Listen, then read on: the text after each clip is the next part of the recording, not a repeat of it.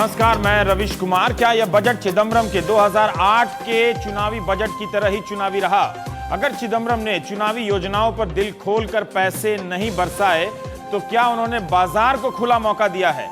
जो बजट पेश हुआ है उसमें 2014 की तैयारी कितनी है और 2013 की मजबूरियां कितनी? पहले से चल रही जिन योजनाओं में चिदम्बरम ने पैसे दिए हैं वे पहली नजर में बढ़े हुए तो लगते हैं, मगर मुद्रास्फीति और पिछले बजट से तुलना करने पर बहुत ज्यादा नहीं लगते। मध्यम वर्ग के हिसाब से इस बजट में राहत यही है कि टैक्स के ढांचे में कोई बदलाव नहीं हुआ, मगर महंगाई कम होने के भी आसार नजर नहीं आते हैं। बजट पर प्रतिक्रिया देने या निराश होने से पहले बजट पत्र को कई तरह से पढ़ने की जरूरत है।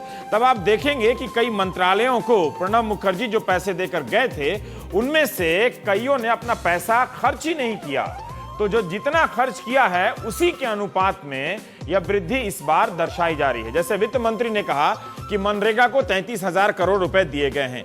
पिछले वित्त वर्ष में प्रणब मुखर्जी ने 7,000 करोड़ कम कर दिया था और इसे 33,000 करोड़ पर ले आए थे। यानी मनरेगा के बजट में कोई वृद्धि नहीं हुई है, जबकि मनरेगा पूरे देश में लागू है। बढ़ती महंगाई के संदर्भ में यह अपने आप में एक टिप्पणी है कि क्या मनरेगा अपने लक्ष्यों को पूरा कर रहा है या पूरा कर पाएगा इतने पैसे में। कहीं ऐसा तो नहीं कि उसके द्वारा सृजित रोजगार में कमी आ रही है। ये बात जरूर है कि जितना पैसा दिया जाता है उतना हम खर्च नहीं कर पाते, और इसका सबसे महत्वपूर्ण कारण यह है कि खास तौर से जो गरीब राज्य हैं, पूर्वी भारत और उत्तर भारत के गरीब राज्य हैं, वहाँ प्रशासनिक क्षमता बहुत कमज़ोर है। और जब तक प्रशासनिक क्षमता में और मजबूती नहीं आएगी तो ग्रामीण विकास के कार्यक्रमों के लिए हम पैसा तो जरूर दे सकते हैं, पर वो खर्च नहीं हो पाएगा। इसीलिए जब वित्त मंत्री ने ग्रामीण विकास मंत्रालय का बजट 46% बढ़ाकर 80,194 करोड़ किया है, सुनने में तो लगता है कि चिदम्बरम ने कांग्रेस के लिए इस महत्वपूर्ण मंत्रालय को काफी पैसे दिए हैं, मगर बजट के पन्नों को आगे पीछे मिलाकर पढ़ने से ऐसा नहीं लगता। जैसे प्रणब मुखर्जी ने साल 12 और 13 में ग्रामीण विकास मंत्रालय को 76,376 करोड़ रुपए दिए थे। ध्यान से देखिएगा, ये आंकड़े हैं सब। यह मंत्रालय खर्च कर पाया 55,000 करोड़ रुपए, जिसका जिक्र जयराम रमेश कर रहे थे। चिदम्बरम ने प्रणब की तुलना में सिर्फ 5% अधिक पैसा दिया है, लेकिन जितना खर्च हुआ है उसकी तुलना में अगर आप देखेंगे तो चिदम्बरम की मेहरबानी 46% अधिक नजर आती है। इसी तरह से आप अगर महंगाई को लेकर चिंतित हैं तो आपकी चिंता थोड़ी और बढ़नी चाहिए, क्योंकि जब आप बजट खर्च का हिसाब देखते हैं तो पता चलता है कि चिदम्बरम ने खाद्य सब्सिडी में मामूली वृद्धि की है।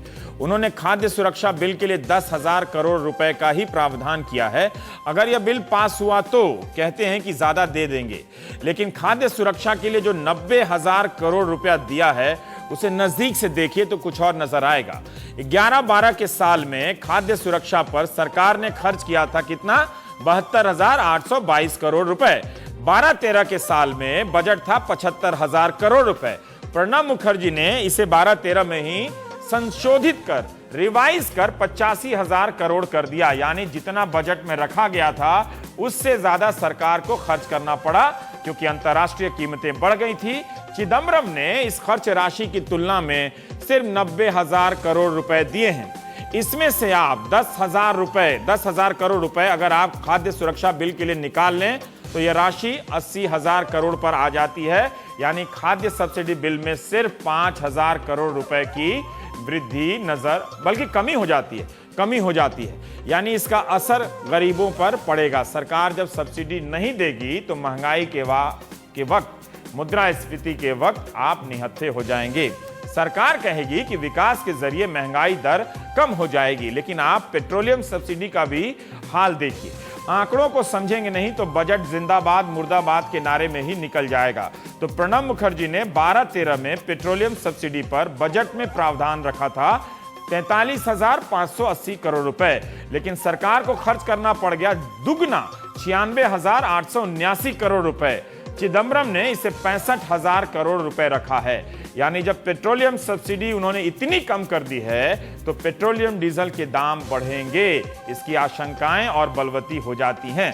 अब सरकार आर्थिक सर्वे के बहाने कहेगी कि आने वाले साल में तेल के अंतर्राष्ट्रीय दामों में वृद्धि नहीं होगी।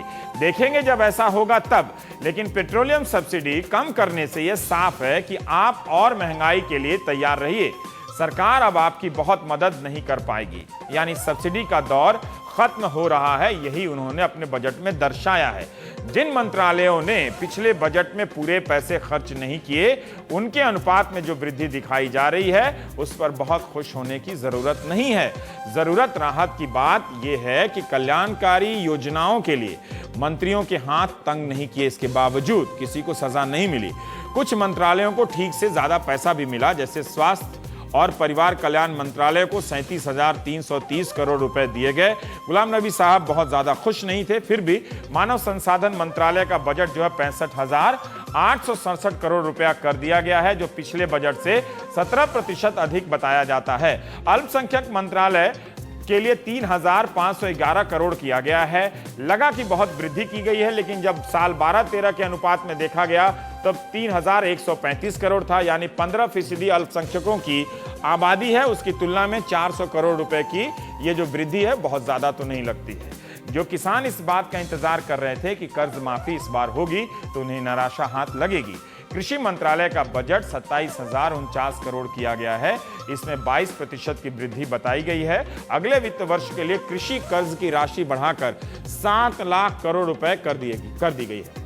आप जानते हैं कि इस कर्ज का बड़ा हिस्सा अमीर किसानों को मिलता है, छोटे किसानों तक यह पूरी तरह नहीं पहुंच पाया है अभी भी।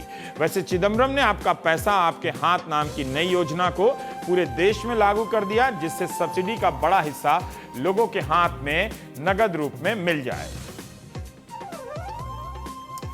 और पी चिदम्बरम से जब बातें हो रही थी कि बजट पेश करने के बाद जब वो अपनी पहली प्रेस कॉन्फ्रेंस कर रहे थे तो वो तर्क दे रहे थे कि बजट जो है वो तमाम मजबूरियों को ध्यान में रखकर ऐसा बनाया गया है कि जिसमें हैरानी के तत्व नहीं है, मगर किसी पर बहुत ज्यादा बोझ भी नहीं डाला गया है, किसी के लिए बहुत ज्यादा खुशी की बात नहीं है। तब भी I think it's important to read the budget speech along with the economic survey.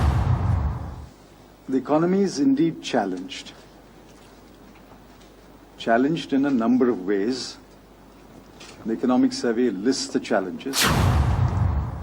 The main thrust of the budget is to signal to the world and to everyone else that we are following a fiscally prudent path, that the fiscal deficit will be contained.